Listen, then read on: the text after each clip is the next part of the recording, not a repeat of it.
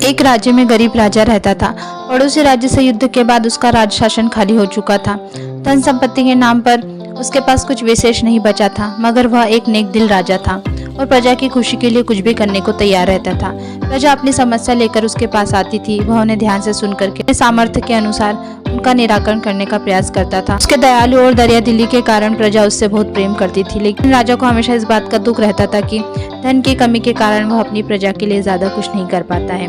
एक दिन उसके राज्य में साधु आया।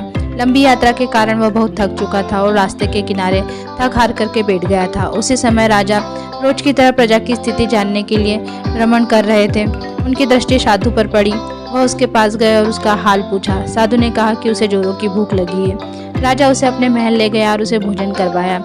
साधु राजा के दयालु स्वभाव से बहुत ही प्रसन्न हुआ और उसका धन्यवाद देकर पूछा, महाराज आप इतने दुखी क्यों दिखाई दे रहे हैं? राजा ने उसे बताया कि वह अपने प्रजा की खुशहाली के लिए बहुत कुछ करना चाहता है, किंतु उसके पास धन नहीं है, इसलिए वह बहुत दुखी रहता है। साधु ने उसे समझाते हुए कहा, महाराज आपके पास दयालु और नेक नियत का सबसे बड़ा धन है और आप अपनी प्रजा के साथ बैठ करके अपनी प्रजा की समस्याओं का निराकरण करते हैं। आपकी ये भावना ही आपको सबसे धनवान बनाती है, इसलिए आपकी प्रजा आपकी कमियों के बाद भी आपके जैसे राजा सदा प्रसन्न और खुश रहती है। साधु के शब्दों का राजा पर बहुत ही असर हुआ। फिर राजा ने तय किया कि वह हर हाल में खुश रहेगा और जिस हाल में है उस हाल में ही रहकर अपनी प्रजा के साथ खुश रहेगा। वह समझ गया था कि जीवन में सबसे बड़ा धन आंतरिक खुशी होती है।